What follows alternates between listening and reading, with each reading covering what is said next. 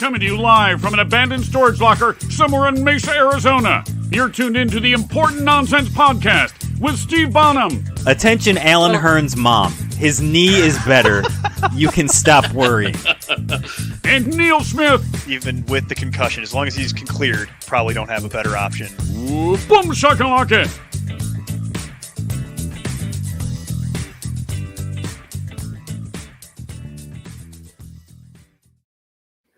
Our guy, Tim Kitzrow, never gets old, Neil.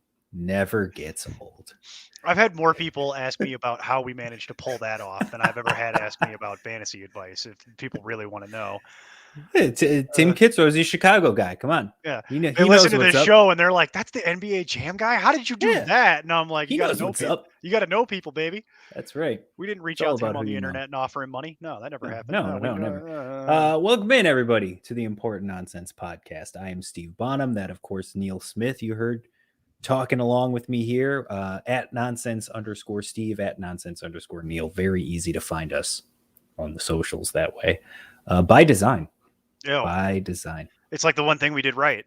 I know, right? The only other thing we did right, by the way, is for $1, you can join as a patron of ours and get access to our Discord and get round the clock access to Steve and myself. If you love hearing our dulcet tones, that's a terrifying thought. I know, but it's what we decided to offer up to people. And we've had some people take advantage, and to everybody who's signed up and is talking to us in our chat, thank you again. We really appreciate it. We've really been enjoying talking. We're having a lot of fun in the chat. Again, like you said, it's just $1 to come join, answer your start sit questions, talk to the nerd, talk to all the staff. I mean, I'm throwing stats in there. Today we were talking about the snaps, and we were talking about drives and conversion percentages and information that I'm having trouble finding on the internet. I'm giving to you for free. Right there in the, and I'm always there breaking down trades, just all day. People with their trade questions all day and all night. Oh, there he is, Ric Flair himself, Jack Kavanaugh with a woo heard around the world in the audience. We appreciate it. We've had to beef up security around here with Jack. He just keeps wandering into these streams randomly. But today he's gonna want to jump into this one for sure, Neil, because he's gonna see a wheel. Because there's a wheel involved in this show today. We're stealing his gimmick. So, to be fair, I gave him the gimmick, so I feel like I can steal it. I am the Vince McMahon of this federation here, so I feel like I can do that. But today we're going to be talking about players that maybe are having a slow start, that are maybe you're a little bit terrified right now if you've got them rostered, if you're their manager. I'm calling them the fantasy problem children. There you go. Yeah. But we're calling the game Level of Concern. And basically we're just going through, a bunch of top draft picks, guys that you drafted to be a starter on your fantasy roster that for the first 3 weeks of the season, in PPR at least, are disappointing you. So how concerned are we, Neil, on a scale of 1 to 10 for each of these players? So I will pull up our fancy wheel. There it is. There you go, Jack. Try not to get too excited. Okay. So we are going to spin the wheel and see who we land on first. And this is great entertainment for just the audio, by the way. That's true. All right. So here's this. So we've got 15 names on the wheel. The first one that has popped up here is Mr. Clyde EdwardsHelaire. You rigged this wheel. Starting running back. I wish I could have. Starting running back for the Kansas City Chiefs, supposedly starting running back. I mean, I don't know. They say. Based on what happens with Darrell Williams every week, I don't know if that's actually the case. But CEH, Neil, he was drafted at 25 overall, so back end of the second round, top end of the third. RB14, he is currently RB34.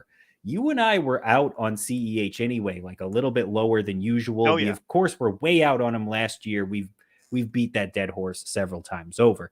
But RB34, I mean, he has looked atrocious. Even in a juicy matchup this past week against the Chargers, a matchup that most running backs have feasted on and had huge monster performances. It's kind of the one weakness that they have right now on that defense. They are playing white hot.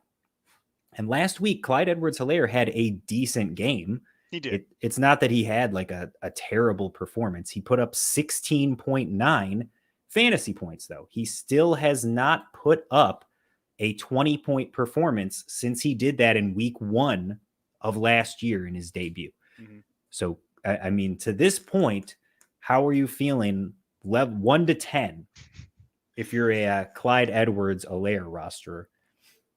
Oh, I mean, at this point, you've got to be probably at around a 7 because you and I were sort of the outliers on this one, where industry consensus, and especially if you're playing on ESPN, by the way, sure, and following their rankings, the biggest thing that you'll take away from that is that, I mean, they were expecting him to be firmly a top 20 running back. Right. He's not even close. And yes, he had a nice game against the Chargers. He did get to 100 yards rushing, but he only had 2 receptions. And the week before that against Baltimore, he was abysmal. He only had 46 rushing yards. He didn't have any receptions. And that's what you're banking on with CEH, the logic train being that he's an RB2 effectively, and he's going to catch a lot of passes. That's not really the case. He's got 5 receptions on the season through 3 games. That's not what you were signing up for. Right. And if he's going to get into RB2, he's got to get more involved in the passing game. And what I'm starting to notice is I don't think they trust him in pass protection. I think Darrell Williams in pass protection. I wouldn't exactly. Hence why Darrell Williams is getting to do a lot more of that stuff, and is getting he's carved out much more of a role than I think what the conventional wisdom for a lot of outlets was, us not included, at the start of the season. So for me, no, I'm very concerned. You feel better after this last game that he just put up, that he might be able to get something on track. But if you're telling me that you're expecting him to suddenly become a much more consistent fantasy producer, I'll direct your attention to the 2 games prior. Right. Yeah, I think it's important to note here that when we're giving our levels of concern, it's not you or I personally.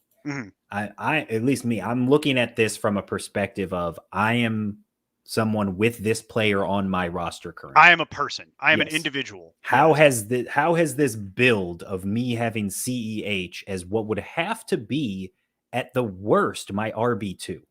Yeah. To get him at the end of the 2nd round, top of the 3rd, I either took him as my RB2 because I got a good running back in the 1st round, or so like I paired him with a CMC or a Dalvin Cook, basically would be what this is, or I'm taking him as my RB1. Now, those are 2 very different scenarios, because if I took CEH as my RB1, my level of concern right now is a 10. Right. Okay. Absolutely. Because if I took him as my RB1, there is not a shot in the world he makes it up to top 12. I just can't see that happening. There's no way. How many people would need to get hurt for that? Like how many things 15, would have to fall his way? 15 people would need to be out for the season. Right. Something like that. That's not going to happen. Yeah. Like to be 100. So last year in week 11, he had a 20.7. In week 6, he had a 20.9. And then against Houston, he had a 19.8 in week 1. Now we'll give it to him. So that's it. Those 3 games right at 20 are his highest scoring games ever in the National Football League. And now so far this season, through 3 weeks, he has a 10.2, a 2.6, and a 16.9. And the 2.6 had multiple fumbles in it too. Yes. Which you don't like. And granted, they've played Cleveland, Baltimore, and the Chargers. So it's not like they've had an easy stretch of defenses, but it's also not like it gets a lot easier. I was going to say that's their schedule. Yeah, that's basically the schedule that comes with the territory when you play as well as they have over the years. So for me, again, if he's my RB2, it's okay. He's in the grab bag of he's a rotational guy that's a flex / back end RB2 on a weekly basis, but he's never going to be that guy. If you took him as your RB1, I'm at a 10. Absolute 100% 10. It makes a lot of sense. And if you listen, and again, this is why we're doing this, because if you listen to us, you don't roster any CEH and you have all the DeAndre Swift that you can handle. Or if you did, it was as your RB2 because you got him at a value. You got him at a value and then you can survive this. But if he was your RB1 and you were paying full sticker, I agree with you. that in that scenario, it's a 10. And unfortunately, I don't have a recommendation as we sit here today. I will next week when we sit down and talk. But as we sit here right now, I don't have a recommendation on how to fix that. Yeah, I don't think you can. All right, back to the wheel. What do we got here? For the audio listener, spinning. Big money, no whammies, no whammies. That's a whammy. Aaron Rodgers. So Ron, where are we feeling on a scale of 1 to 10 on Mr. Rodgers? Ron.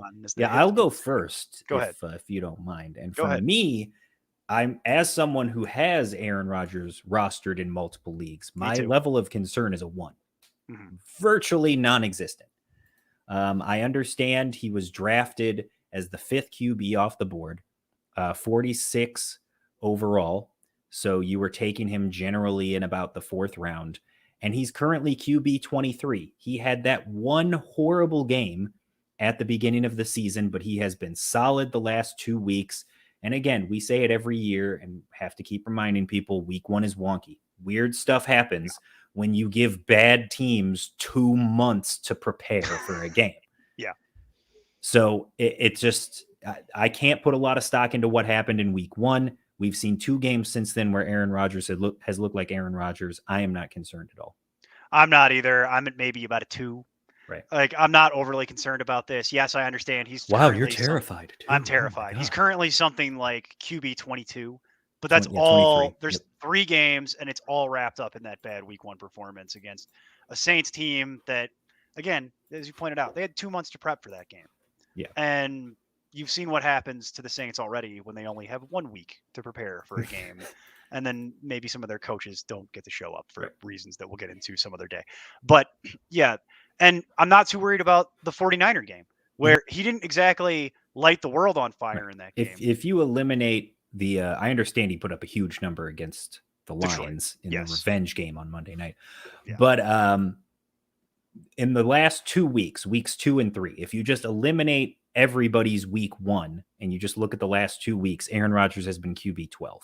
Exactly. And we had him in our rankings, I think around 8 or 9 respectively, something like that. So he's not that far off the pace. If you just eliminate that week 1 game, I'm not expecting him to put up another 1.3 at any point this season.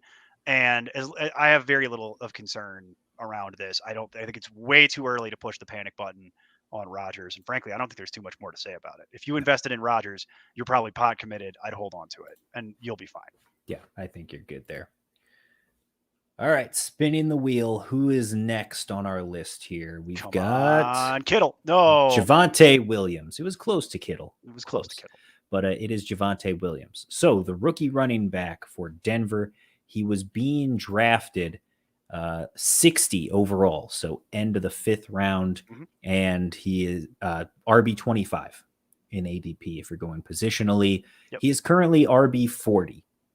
And Neil, you want to take the reins on this one here? Well, first I'm going to go ahead and pat myself on the back and take a small victory lap because I told you. I warned everybody about this. You all wanted to say Melvin Gordon was dead. Yeah. And everybody got values on Melvin Gordon and Javonte Williams. I was cautioning people. That's the victory lap right there. That's the victory lap. Melvin Gordon is killing it, just like I called it so far. And Javonte Williams, he's doing what I thought he would do. They're working him in. They're sharing the job.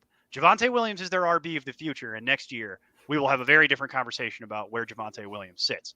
But from my side, this is what I expected. But see, here's the problem with this conversation. This is what I expected, but it's not what people were preaching and proselytizing and convincing others to follow along with. And so that's how you end up with him as a 5th round pick. So from my side, I'm not that panicked. So if you're going by my rating, I'm at maybe like a 5. Because this is more or less what I was expecting. He's going to get worked in slow, and he's going to ramp up throughout the year. And you saw a little bit of that last week where he had 3 receptions for 33 yards. So he's picking up some steam in that department. He also scored a touchdown. But it's the Jets, so you don't want to rely too much on it. My greater point is, I don't know that there's anything you can do about this. Yeah. You might be able to try and, quote-unquote, sell out on it.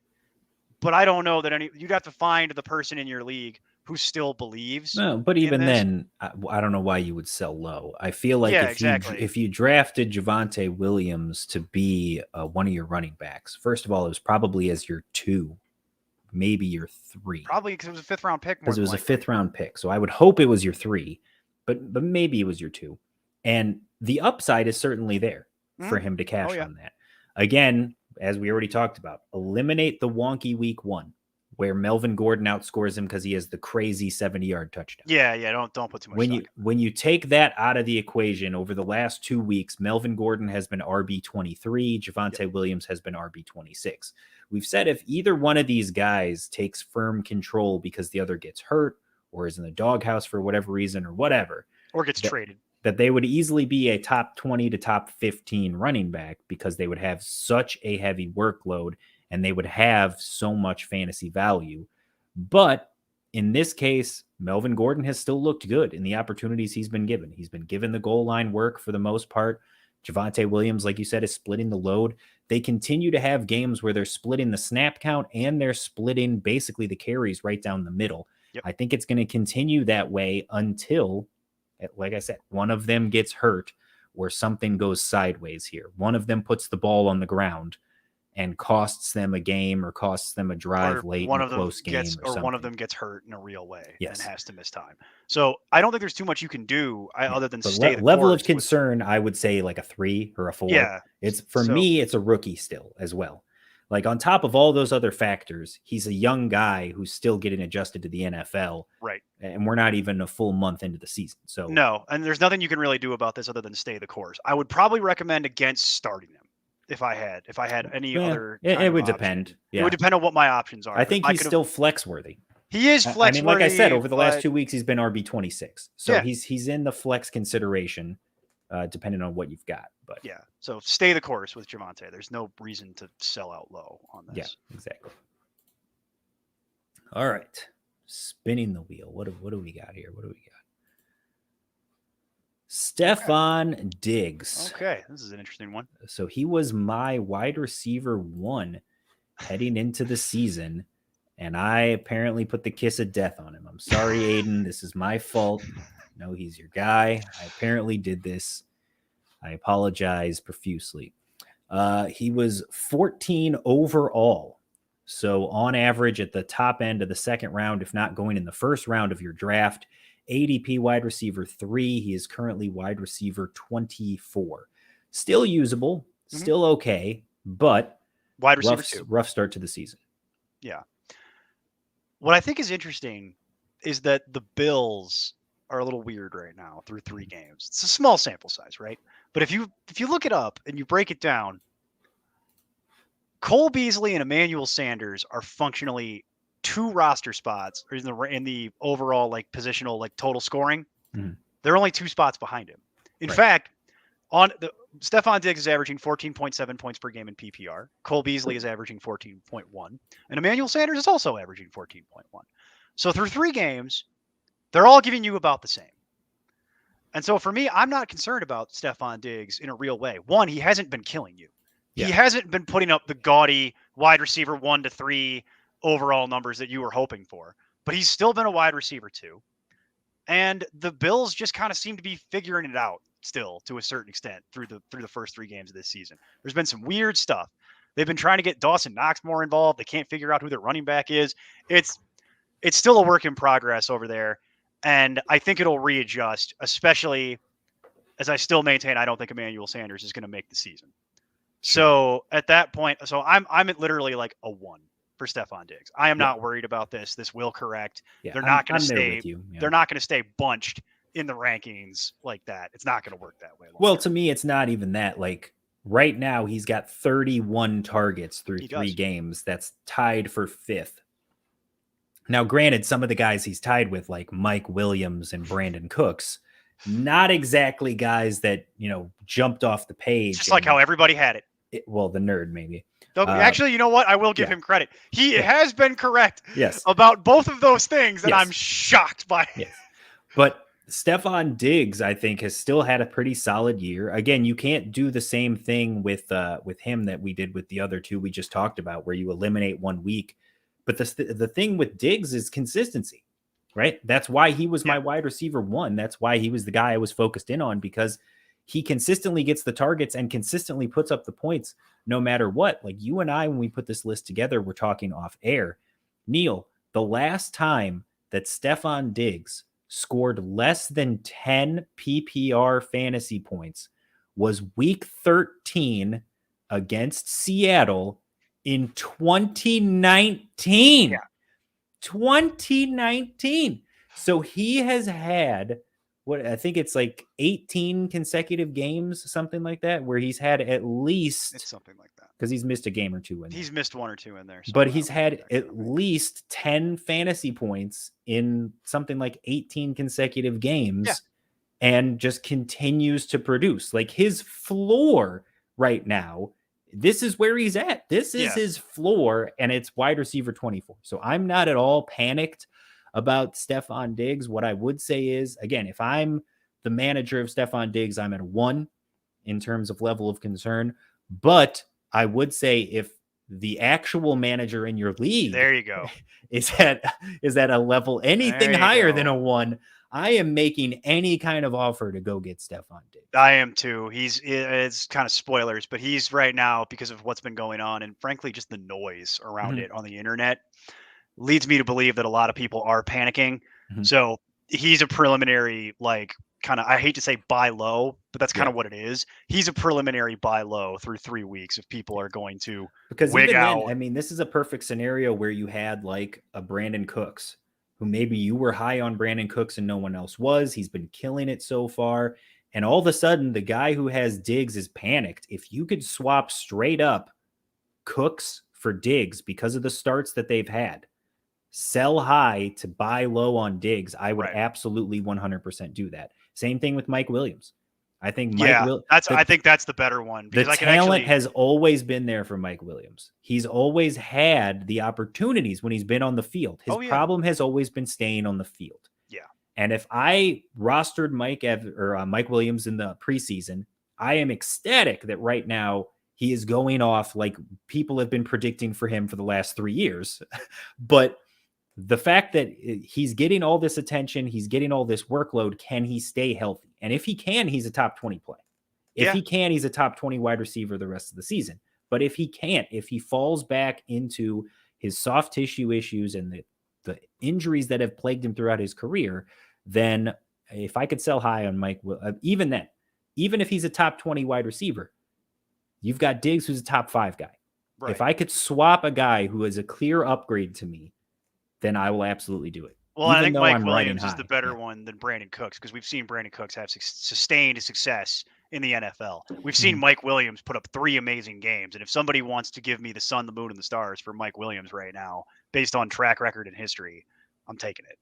Yeah. I'm not gonna stay put with Mike Williams here. But yeah, I think Mike Williams is an easier one to do, I think. But yeah, no, it would be. But Brandon Cooks, to me, like I said, I think they're both good. But if you're asking me right now at the end of the season who finishes higher, it's Stefon Diggs. Oh, sure. No, that's not the debate I'm going to have with you. That's yeah, we're on the same page there. Okay. We will spin the wheel. It's not the wheel of WoW. Jack will sue us if it was.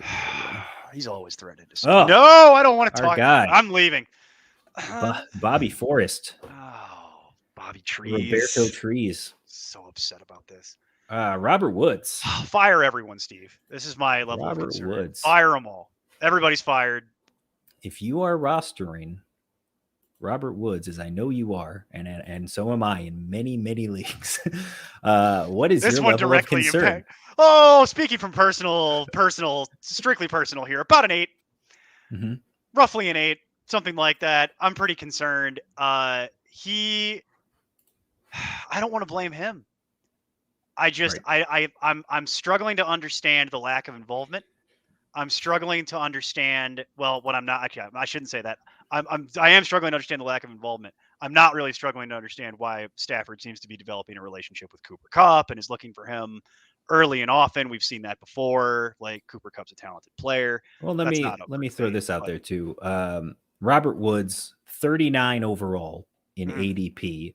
So just outside of the 3rd round, top end of the 4th round. Sure, he was finally getting the ADP that he deserves for previous performances. Wide receiver 14 in ADP. He is currently wide receiver 47. He has finished outside of the top 40 each of the 3 weeks to start the year.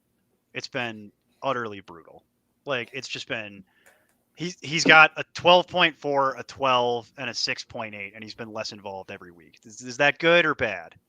Like, Well, he's not really less involved every week. Like, he's got less catches this past week. Okay, that's fair because he had 4 targets, 4 targets, 9 1, targets, and 6 targets. So, and but 6. you see what I'm doing here. Yeah. It's like the week 1 is kind of a weird anomaly, and he ends up scoring a touchdown, so that kind of wallpapers over a lot of it.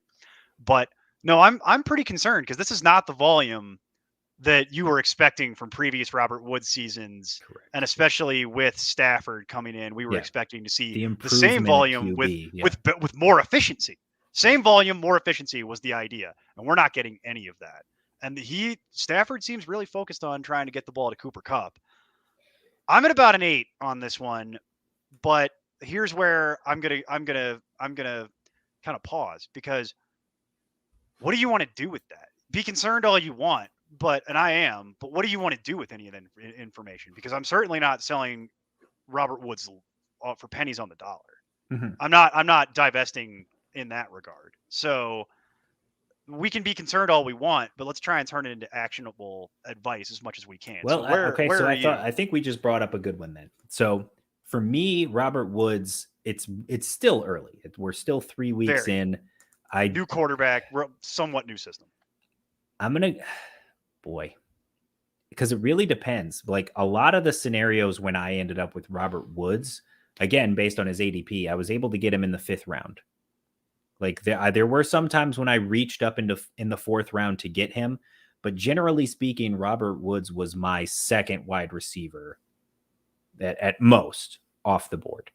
And I'm lucky enough that my wide receiver 1 has carried me.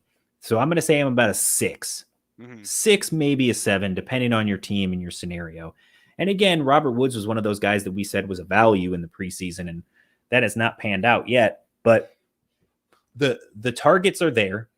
He's got 19 targets. Over the last 2 weeks specifically, he's got 15 targets. Sure. But overall, his 19 targets through 3 games, again, he's 1 behind Cortland Sutton, who we love.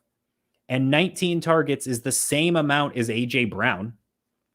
It's 1 more than DeAndre Hopkins. That's probably another guy we might have added. If he wasn't hurt, I would have added him to the list too. But sure.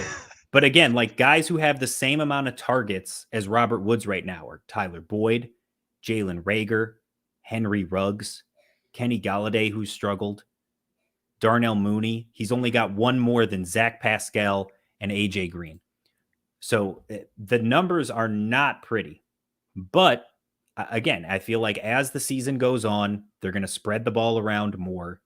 They're going to get everybody involved. And I don't think Cooper Kupp is going to continue to dominate and be the wide receiver 2 for the entire season. But if you're looking for actionable advice, I mean, the guy we were just talking about. So you've got Robert Woods.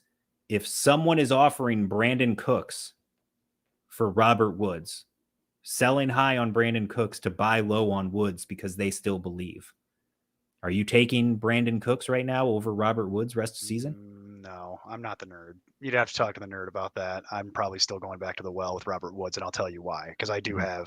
So I'm not really super excited about the matchup this week against Arizona. But here's where I will say I have some optimism, which is why I'm saying I'm probably standing pat with Robert Woods.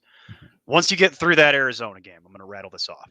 Seattle, New York Giants, Detroit Lions, Houston Texans, Tennessee Titans. Yeah. Love all those matchups. It gets so much better. That's why I even love the matchup with Arizona because it's shootout written all over it. Sure. So and then look at last week. And then they have a matchup against the 49ers and then the bye. And then when they get back from that, Green Bay, Jacksonville, Arizona again, if you were happy about it. And then Seattle again, Minnesota. He's got so many plus matchups against teams with bad secondaries, or in the case of Arizona, games with high shootout potential. I'm not really overly stressing about this yet. I am concerned about it, though, which is why I answered the question the way I did. But in terms of actionable advice from me, yes, I'm very concerned. However, I'm not trying to get rid of it. I'm not trying to unload for pennies on the dollar here, nor am I super excited about trying to flip him into Brandon Cooks, because Brandon Cooks, I think, is functionally at his ceiling right now, whereas Robert Woods is nowhere near that. And I also think we talked about this offline too in the Discord, actually. So $1, folks. Come get the behind the scenes action. You and I are in agreement that I think it's almost impossible that Brandon Cooks is going to be finishing the year in a Houston Texans uniform. Right. So you gotta factor that in too, where it's like, where's he going to go? What's he going to do? All right. So forget Cooks then. Is there someone else like Debo Samuel? No, because I don't believe in that. Because we're going to get into that with Brandon Aiyuk at some Who's point had a in the hot stream. start. Yeah, he's had a hot start, but I'm projecting that to cool off. I'm not so worried about that. There's very little that you could offer. We already talked about Mike Williams. Right. And I'd say no to that too. There's very little that you could offer me that would get me to untrench my position from Robert Woods, which is why I'm preaching patience. That's my stance on it. Let's see. Mike Evans. Oh, you would give me one that I actually have to think about. Drafted in the same neighborhood. Yeah, because you're changing one problem child for kind of another. Mm-hmm. And right now he is wide receiver 19, but it's a three-headed monster. Three-headed monster when Antonio Brown isn't on the restricted list. I'm sticking with Robert Woods. Okay. What about you? Yeah, I would have to get the right offer. Like I'm not doing this in one of my leagues. I have DJ Moore. He was another one of the guys that was sliding in ADP, and I was offered a deal of Robert Woods and Kareem Hunt to get DJ Moore, and I stood with DJ Moore. Yeah, that's I mean, and it was a closer. That's a good offer. Discussion. That's not a crazy offer. That's a discussion. Yeah, but I think the hot start that DJ Moore is having right now. We'll get into that too when we talk about the Panthers. I think it's wheels all the way up on DJ Moore, whereas Robert Woods, I think better days are ahead. Is kind of where I'm at here with the schedule, and we'll see if Cooper Kupp can keep that pace up. They'll start doing something else. Yeah. All right, what do we got? One wide receiver to another guy we loved in the preseason. Another fun one here. Robinson. I was told by Jack Kavanaugh that the Bears are back, baby. And so far, Matt Nagy sucks, baby. Which is not new information. No, baby. It is continued on status quo. Allen Robinson was 31 overall, back end of the third round, ADP wide receiver 11, currently wide receiver 66. He was the number one name on the list, folks. If you want to see behind the curtain on how the sausage gets made, he was the first name on the list. Nobody wants to see how the sausage is made. And if they do, they're wrong. You should not want to see how the sausage is made. It's disgusting. Just letting you know right now. Spoilers. It is gross. But Allen Robinson struggled to start the year, and I don't even know if it's necessarily him that has struggled to start the year. It's really just the Bears offense. Like, it's not even like defense is taking him away. It's just Andy Dalton has been Andy Dalton. Justin Fields has been okay, but Matt Nagy keeps scheming games to build around the skill set of Andy Dalton, which is not the same skill set of Justin Fields. I was going to say, we can talk about this very, very briefly. That game that he called last week was an atrocity. Yeah, set him up for failure. You put Justin Fields in straight naked drop back over and over and over and over again, and let the Cleveland pass rush tee off on him when you know that your offensive line can't stop anybody. Yeah, you should be fired. When they got hot at the end of last season and the Bears went on that winning streak and they ended up making the playoffs, it was because Bill Lazor took over as the play caller on offense. And Matt Nagy just did what he does on his head coaching duties, which is nothing. Just sits there and lets everybody else do their job. McDonald's commercials. Yes, exactly. Yeah. But now he comes back this season, takes back the play calling for no reason, and it has looked terrible. He needs to give that up. And until he does, I am extremely concerned. Allen Robinson had 11 targets against the Rams in week 1. It amounted to 6 catches for 35 yards because, come on, they were Andy Dalton targets. Well, it's Andy Dalton targets, yeah. But he had 4 targets against Cincinnati in a close, contested game. A team with a very bad secondary, by the way. And then last week, they had 68 total yards of offense. Yeah. And nearly got Justin Fields killed. Yeah, and he had 6 targets, caught 2 of them for 27 yards. He has had a 9.5, 10.4, and a 4.7 through 3 weeks. It has been brutal. But where you drafted him was essentially as your wide receiver 1.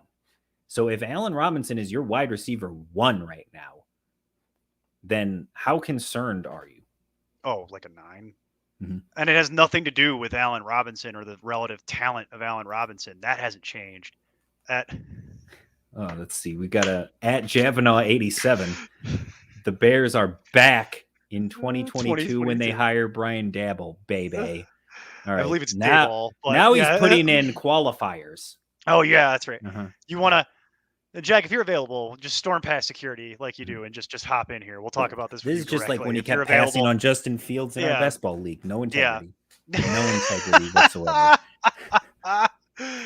But I can't blame him in this case because Allen Robinson, it's like he's been so talented for so long, and he's been doing it with terrible quarterback play. Yeah. You yourself pointed this out in the preseason several times. Andy Dalton would be the best quarterback he'd ever played with. Yeah. Now that statistically speaking, because that hasn't panned out yet. But what I will say, and then now he's hurt. But for me, I lay so much of this on that coaching staff. 100%. It's not Allen Robinson's fault. It's not Justin Fields' fault. It's not even Andy Dalton's fault, as much as how little we think of Andy Dalton. It's none of those people's fault. They're being put in a position that they cannot possibly succeed in because they're not utilizing what they actually have from a coaching perspective. They're trying to run this horrible ramshackle offense that is not creative, and there's no wrinkles to it. Yep. They're not establishing the run they need the way that they need to. And the defense is out there the entire game. And the defense has played really well. But they've been out there the whole game. And as we know from years of watching football, if you have a talented defense that has to play 50 minutes a game, it doesn't matter. Right. They can't sustain the pace. So, no, 100%. This is a Matt Nagy level problem. He either needs to give up the play calling duties, or as far as I'm concerned, there's no Bears wide receiver that I would be comfortable. I wouldn't be happy about it at all. There's no, literally, if Matt Nagy's going to run the team this way, the only Bear that I would be interested in is David Montgomery. And I would temper my expectations from where we had him in the preseason. Correct. That's my stance on the Bears. Back end RB2. That's it. I would still roster Darnell Mooney.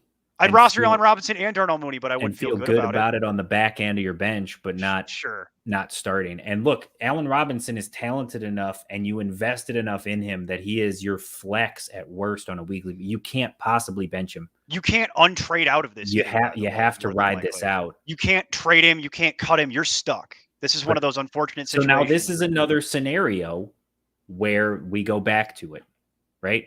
Mike Williams. He's been white hot. Yeah. And at this point, it's a wait and see thing with Allen Robinson. If your team is 1-2 and you've got Allen Robinson and you're trying to win, and someone offers you like Mike Williams, maybe, and a lesser running back, a piece, somebody you don't care about, or a tight end because you need a tight end. Who cares? Yeah.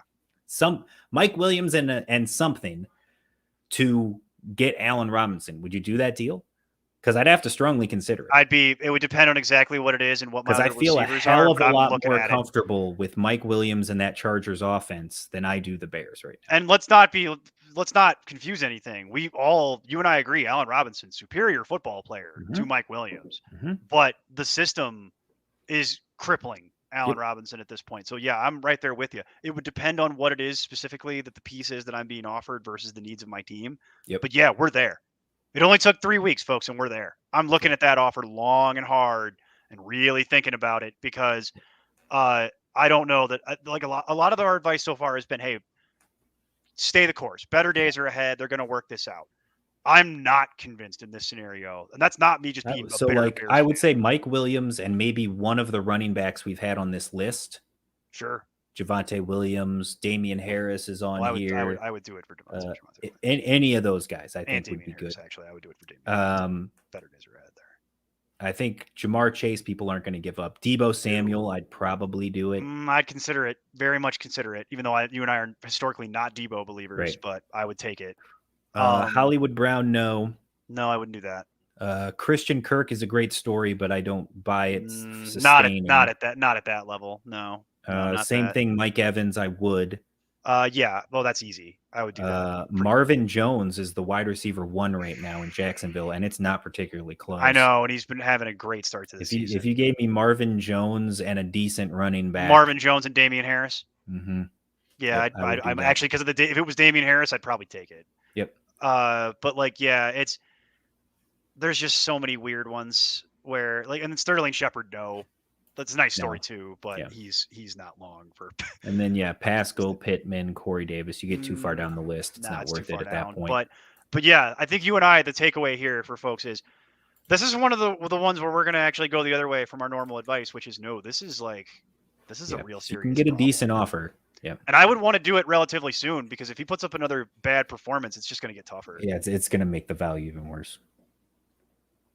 All right, what do we got? Julio Jones. Currently dealing with an injury. He is questionable to play this week. We couldn't put both Titans guys on here. We had to pick one. Yeah. He's currently potentially iffy for this week. They may be without both A.J. Brown and Julio Jones in this game against the Jets. Not that it matters because it's the Jets. I was going to say. So Derrick Henry, 300-yard game incoming. Lock it in. Lock that in. Get him in your DFS lineup. Whatever the over is, take it. Yeah, just take it. But level of concern on Julio Jones. He was drafted at 45 overall, back end of the 4th round, wide receiver 17. He is currently wide receiver 45. I fairly seem to remember that I was talking about Julio Jones being possibly washed, and that this is his last hurrah trying to chase down a playoff victory. I was also in the ranking summit with you, trying to educate people as to how Calvin Ridley had already I believe I was Julio told Jones. that Julio Jones will be a top 10 wide receiver this season, and here we sit with Julio at wide receiver 45. Don't talk to me like I was the one spouting that nonsense. I'm just putting it out there in the universe for those that maybe didn't track. Okay, 100% wasn't me saying that. I was with you on Calvin Ridley has already taken that job, and that was before the trade. So Julio Jones, if you are the manager of Julio Jones in your league, level of concern.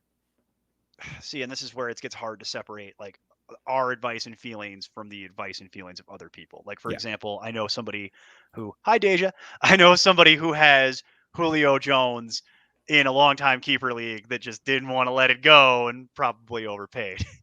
So it's one of those situations where, for me, I can't be that concerned because this is what I expected.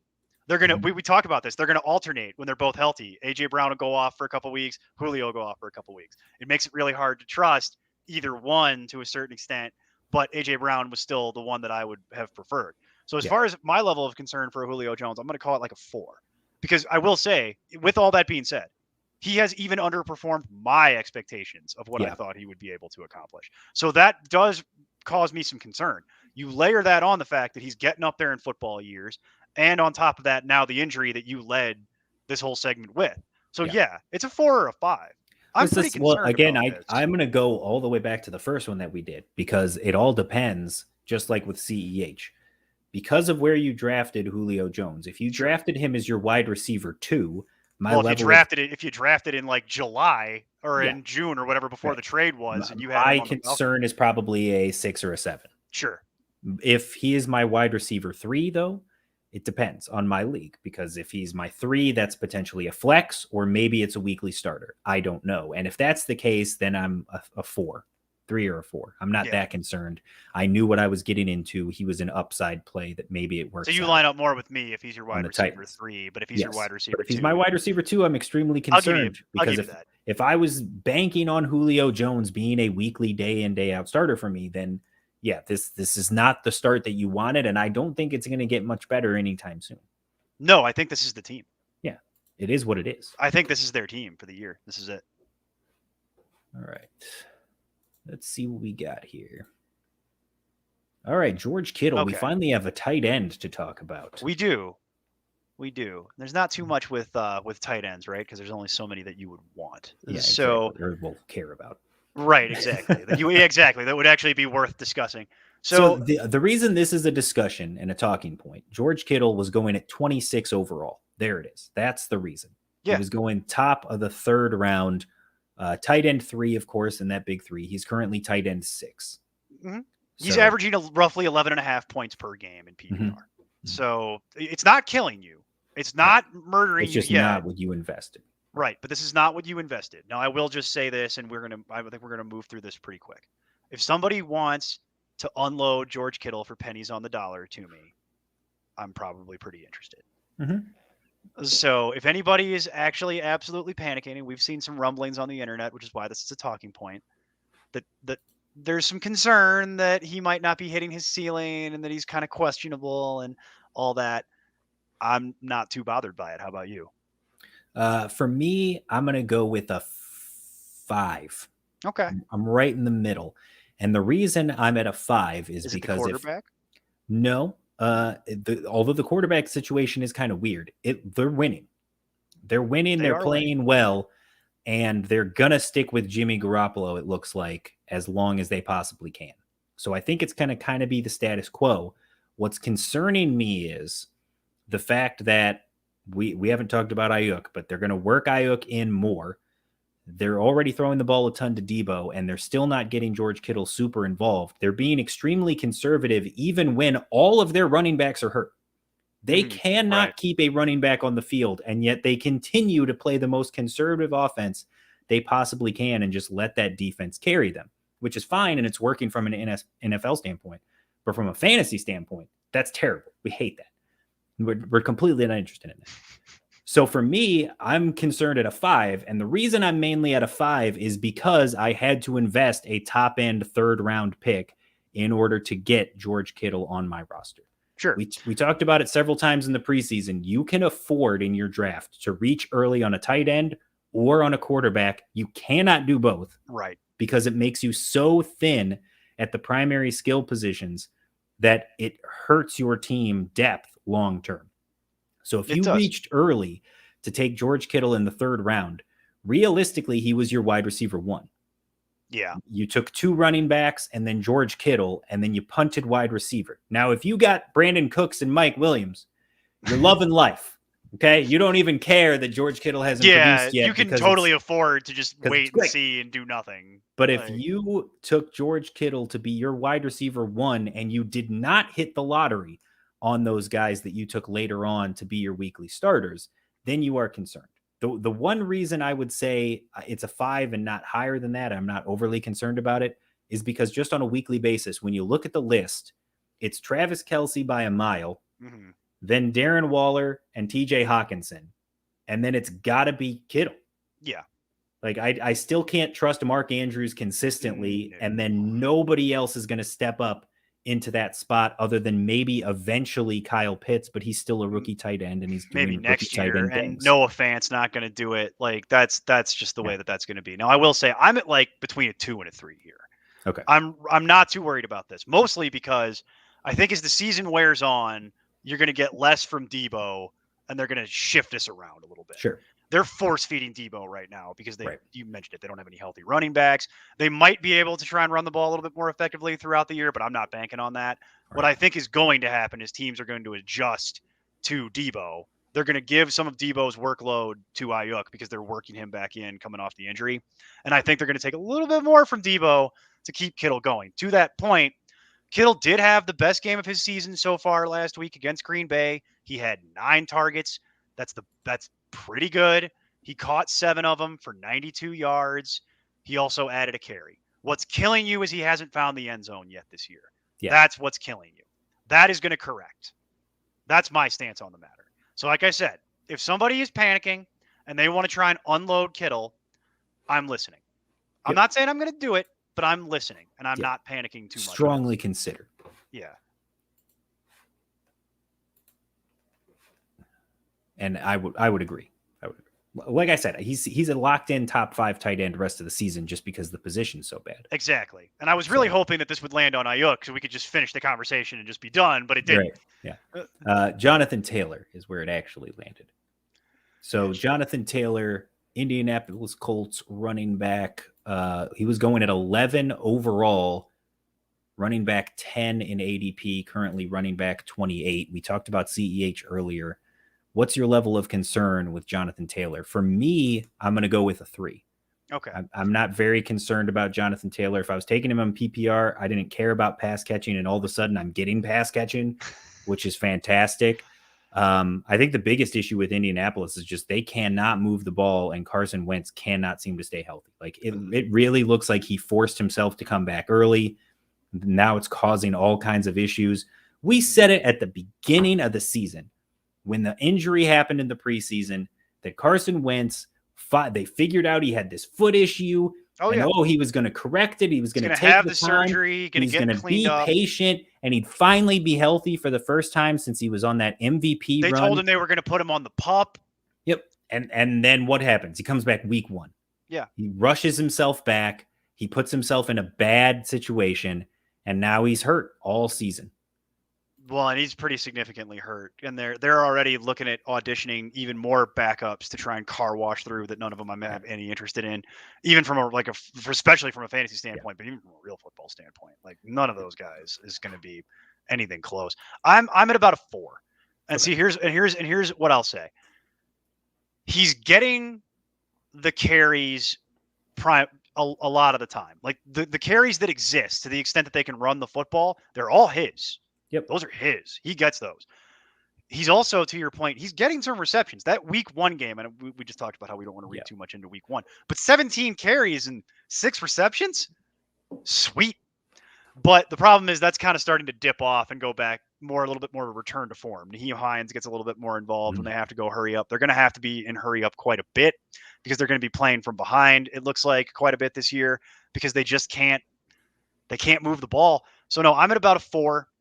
It's wait and see on Jonathan Taylor. You have too much invested, too much capital in Jonathan Taylor to sell it, to move on from pennies on the dollar.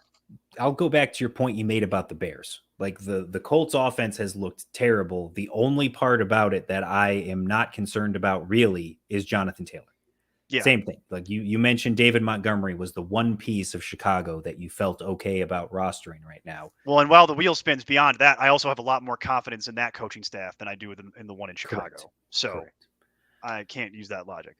Sticking on the ground, Damian Harris.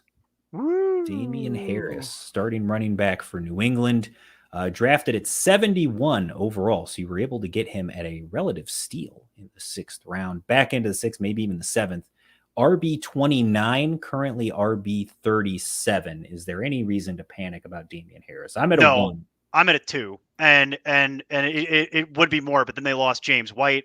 Right. He's done for the year at this point. I'm really not worried about this. The reason that it got brought up was because he's got back-to-back 13.5s effectively, and then a 3. Sure. I'm not really worried about the 3 against that. The only thing that would have bothered me, or that like had the alarm bell a little bit for me, is it's Belichick and he's crazy, and we all know that. Right. But Damian Harris, remember, they had the drive. Mac Jones was looking really good, and then Harris fumbles the ball and costs them the game essentially in week 1. And at that point, I was thinking, okay, well, now this is Bill Belichick.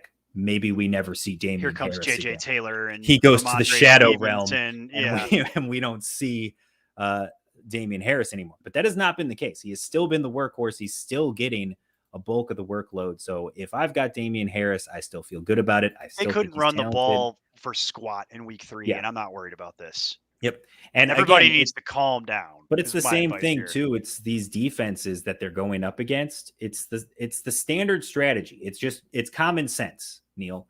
Like if you look at it, like you're going up against a rookie quarterback, and you're going up against Damian Harris. Stack the box. How would you prefer to lose the game?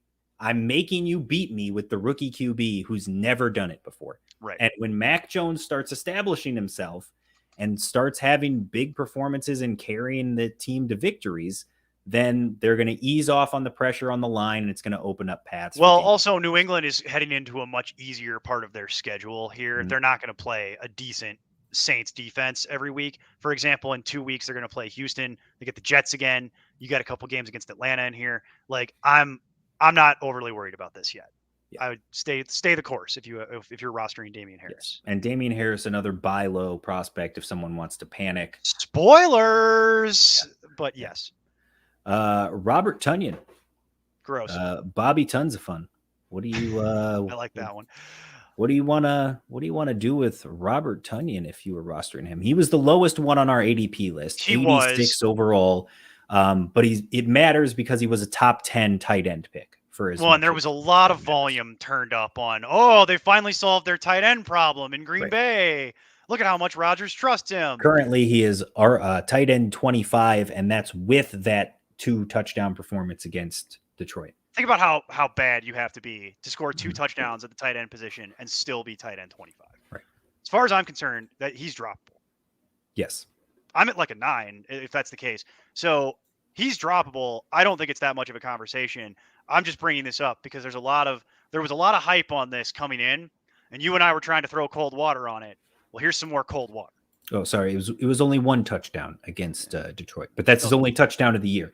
We talked about this in the preseason. We did. Robert Tonyan was completely touchdown dependent last year. He had a huge season, was a top 5 tight end, but it's because he had 16 touchdowns and did virtually nothing else.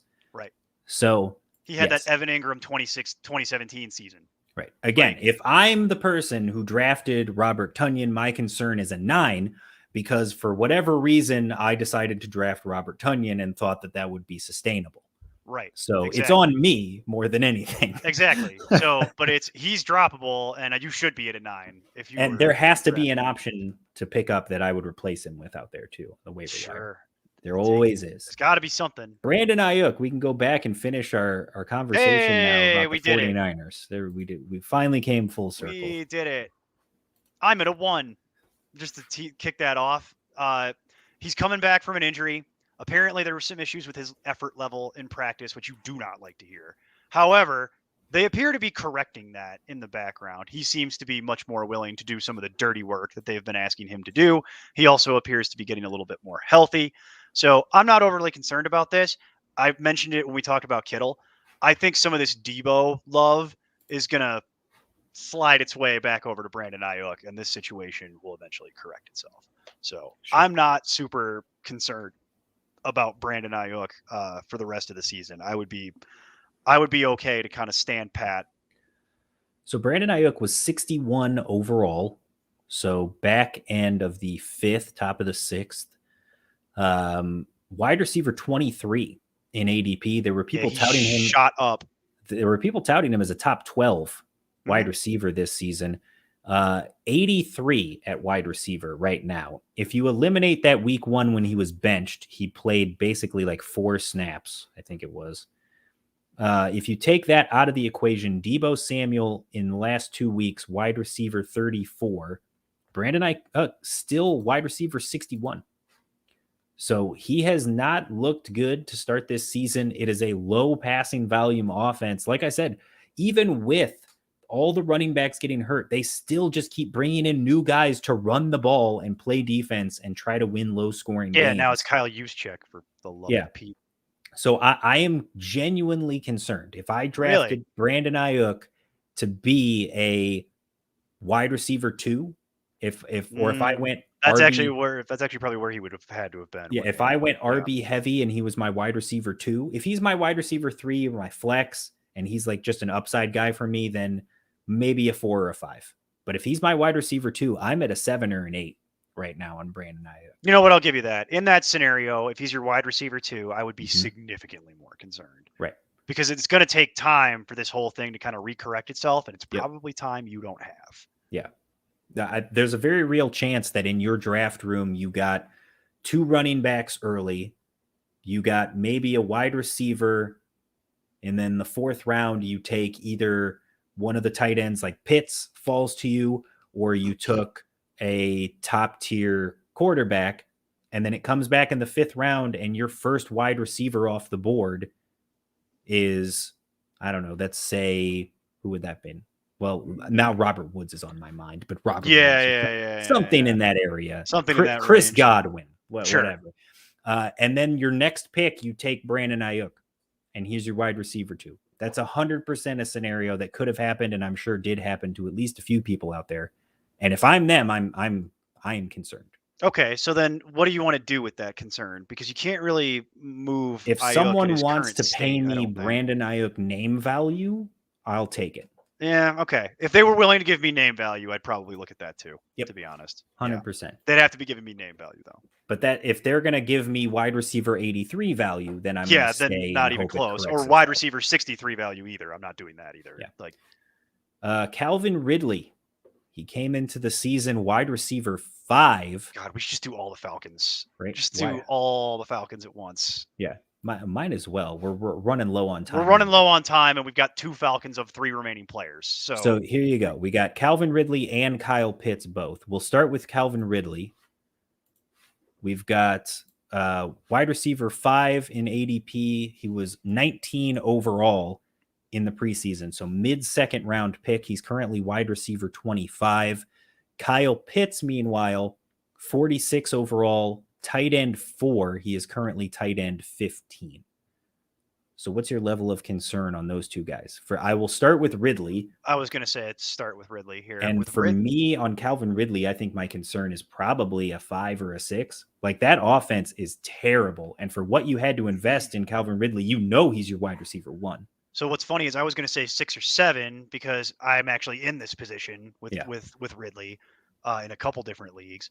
And it's concerning, but I equate it to it kind of borrows from the Stefon Diggs conversation and the Allen Robinson conversation.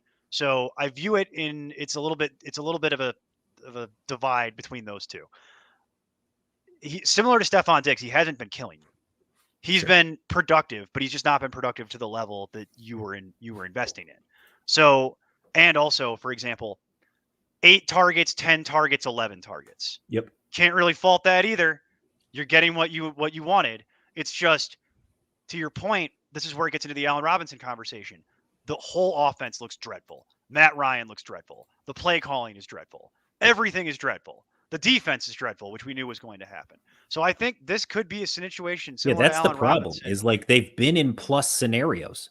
Yeah. They have been in scenarios when they've been trailing, they've been chasing points, when they should have been throwing the ball a ton, and they were throwing the ball a ton, and it didn't matter. To Cordero Patterson.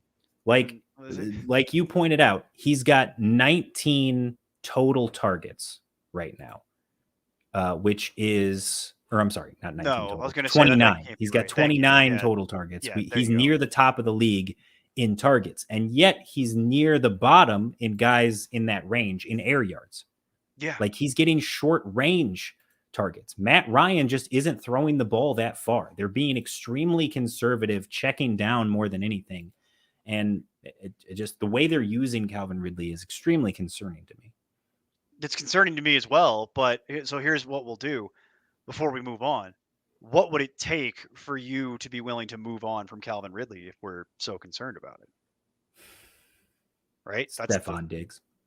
Yeah, right. And it's funny because they're actually like right next to each other. Mm-hmm. Yeah, they're right next to each other. So like I'll trade your problems for mine. Yep, I would trade that scenario. And if somebody wanted to give me Stefon Diggs for Calvin Ridley, I would do it. I would do that pretty easily. But barring that scenario, I think you're realistically stuck. I think you're going to have to kind of hold on. So where would you have him rest of season, I think is the question. Yeah, and see that becomes the question, and I think at that point you're talking about he's currently sitting in the like 30s type of neighborhood. It's 35-ish, something like that. 25. So 25, thank you. So at this point, I'd say rest of season you're probably looking at 18 to 20. Yep. How much better do you think it's going to get?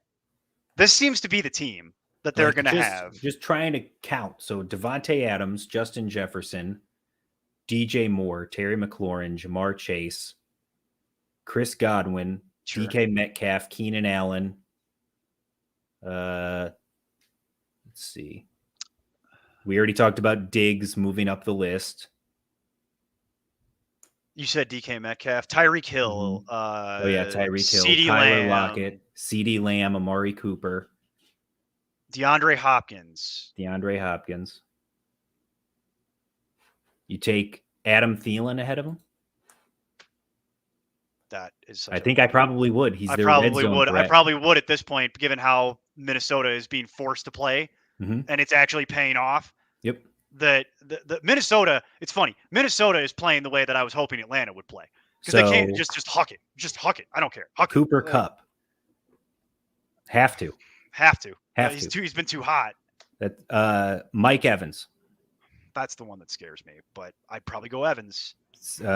Chris Godwin, Again, scares me, but I'd probably go Evans. Or sorry, Godwin. Deontay Johnson. No, not doing Deontay. Okay, so that's probably your cutoff then, and that's 18 guys. Cortland Sutton. Go. For me, yes, but I could see other people saying no. I would also say yes, and that puts him at wide receiver 20. What's my point? I said 18 to 20. He's going to be in that range, and it's like that's not what you invested in. No. You were hoping for top 10. You're probably so I guess the point would be all those guys that we just listed off there. We're saying rest of season, we'd take any of them ahead of Calvin Ridley. So if you could move Ridley for any of those guys, I'd do it. But is his value at this point so low that that's not possible? Right. And see, the name is going to help you here if that's an exercise you want to get into. By the way, this is also a situation where I would actually, it depends on what my team is. If my team is good enough to absorb him underperforming and still win games and be competitive, I'm probably going to hold on to it. Right. This advice is more geared to folks who are 1-2 or 0-3. Yeah. If I'm 0-2 and 1-3 or whatever, because at that point you're looking to change something up. You've got to do something because you're just going to get shellacked. So you've got to do something to try and kickstart the team and get something going. And then let's move into Kyle Pitts, because I think we've given some really solid advice on Calvin Ridley. If you've got a losing record and you want to move on, there's 20 guys that we would rather have. Kyle Pitts is a function of the same thing. This is what we've been warning about since April. We've been having this conversation about warning everyone that this is a bad plan to get invested in something like this that early. And hey, I hate to be the person. Actually, you know what? I don't even hate to be the person who's like, told you so. I am going to be that person right now. We told you. But even then, like, it's the same. I think this just goes back to our same Kittle conversation. Like, investing early in a tight end, unless it was Waller or Kelsey and it paid off for you, was a bad move. Yeah. So and you already invested in Kyle Pitts. It's already happened. So what do you do now? And I think the answer is nothing. Like, am I disappointed?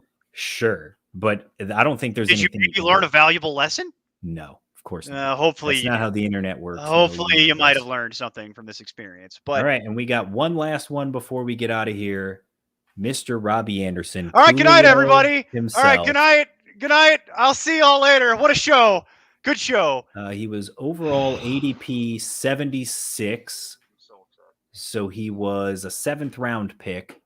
Wide receiver 33, currently wide receiver 72. He has been a ghost on that offense. I was talking about this in our chat last week. To me, Robbie Anderson is borderline droppable. He is, and I can't disagree with you. If you need the roster spot, I don't think it's going to get any better. I'm so upset because this was one of my guys from the preseason, and it's already gone cake in the rain so quickly that I can't believe how quickly this happened. Yeah, I had Robbie right around 40, I think. I had him around 30 to 33. And I think it was like 40 to 45. I had Robbie Anderson. Yeah, I knew I was lower than consensus, and I was definitely lower than you. Yeah. But I still thought he would have value. Well, I was slightly ahead of consensus, which is troubling for me. I wasn't that far ahead of consensus, but I was ahead of consensus. So this is like a black eye as far as I'm concerned. This might be my worst call of the season to this point. He's just not involved. I can't sit here and sugarcoat this, folks. Yeah. He's not involved. He's out there on every play. This is what's confusing. He's out there at an unbelievable rate. His snaps played percentage is roughly the same as DJ Moore's. It's when you watch it, though, here's how Darnold's running this offense. Snap ball. Look at DJ Moore. DJ Moore is either open, and if he is, he throws it. And sometimes when he's not open, he throws it. And then he immediately looks to whoever the check down is and throws it there. And everything else is a running play. Everything else is a running play. I thought what you were going to say, and is much more accurate, is Sam Darnold snaps the ball, looks at DJ Moore. If he's open, he throws it. If he's covered, he throws it. He throws it. And that's literally what it is. That's it. That's the whole offense. That's the offense. And then he doesn't even look to the other side of the field. Yeah. He doesn't even go through progressions. Robbie Anderson right now has 11 targets. It's not startable on the season. It's not start. I don't think it's rosterable. It's definitely not startable. Well, that's my point, is that it's definitely not startable. The question becomes, is it even rosterable? Right. Because, and that's the point too, is like, they're 3-0 right now. Yeah. They're playing well. They're in a lot of scenarios when they're holding a lead.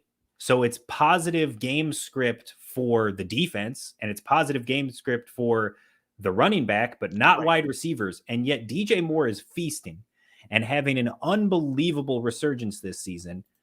Meanwhile, you've got Robbie Anderson, who is absolutely having a terrible year for basically no reason. And look who they faced: the Jets, the Saints secondary, and Houston.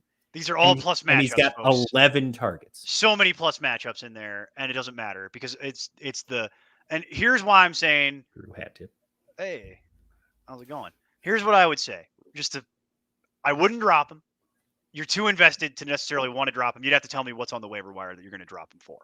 Yeah. That would be my concern right now. What's on the waiver wire that maybe Christian Kirk? I was going to say Christian Kirk. That Christian was Kirk the first name that popped to my head was Christian Kirk. It's top of mind. It's relevant right now. So Christian Kirk maybe, but here's what I would do.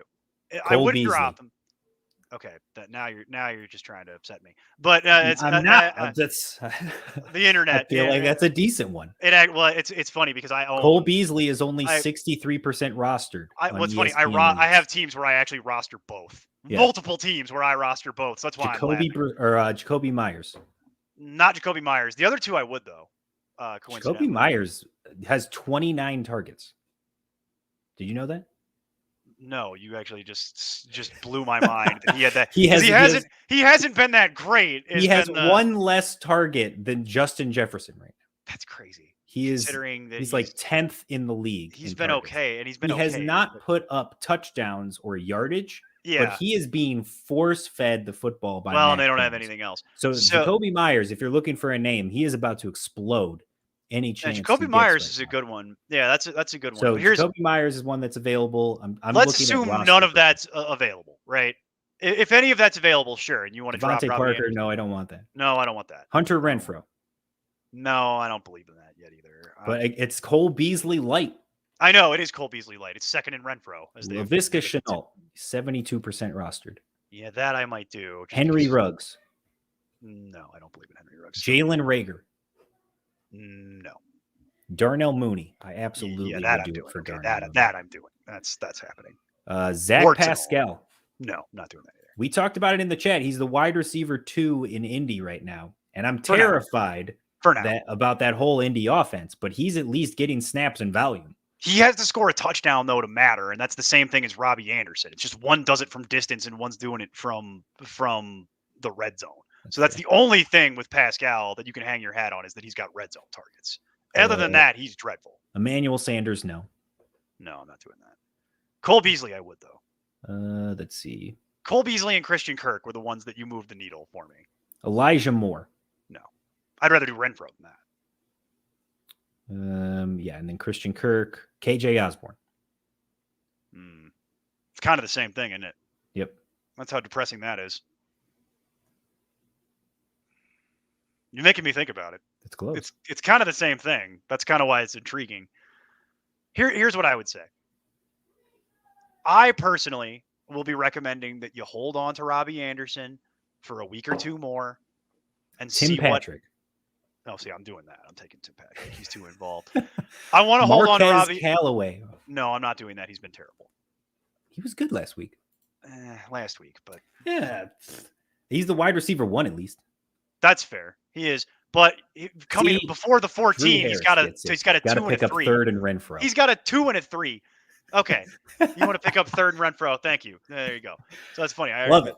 Yeah, I already said that. Third and Renfrow. But here's what I want to do. I want to hold on to Robbie Anderson for another week or two if I can stomach it, and see what happens with CMC out of the lineup. That's what I want to do. But here's the problem with that line of logic, and I'll admit it myself because I've already identified it.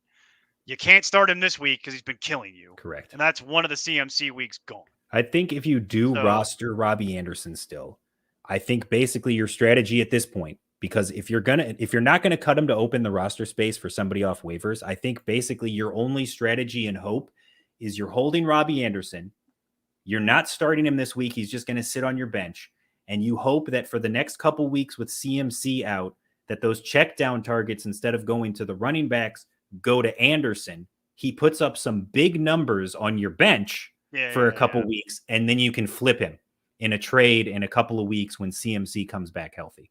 I think that's your best bet and basically your only course of action with Robbie Anderson going forward.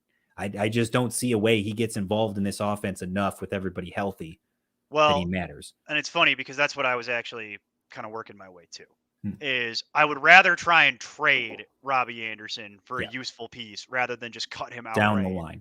Yeah, I'd rather hold on to it because it's a name, and with CMC going down, you've got an opportunity here to maybe shuffle him off your roster for something that might be a little bit more attractive than some of what was kind of dredged up on the waiver conversation there. But the fact that we're even having that waivers conversation really should tell you everything we need to tell you about quote unquote level of concern. Yeah. This would be a 10. Yeah. If anything was a 10, this 100%. is it. This is the 10. Well, that's it. Good show, Neil. Good show. We did it. Thank you for episode 201, folks. One of the best. 201 in the books. We appreciate you guys watching. Again, if you're not a Patreon yet, it's down there, patreon.com/importantnonsense or importantnonsense.com/Patreon is how you find it through our website. Sign up. It's $1. Join the Discord chat. Talk to all the guys. We have lots of fun in there. We got stats. We got start-sit conversations. Trade advice, all that stuff. Weird wrestling conversations that a lot of you want to have. Fantastic. Or just keep joining us here week in and week out. Thank you for listening. If you're watching on YouTube, Twitch, whatever, make sure you're following, subscribing. Those numbers help us, so we definitely appreciate it. And until next week, guys, just keep up the nonsense. Music for this podcast is provided by Lee Rosevere. I'm Tim Kitzer from NBA Jam and NFL Blitz, and you can find all the guys at ImportantNonsense.com. Kaboom!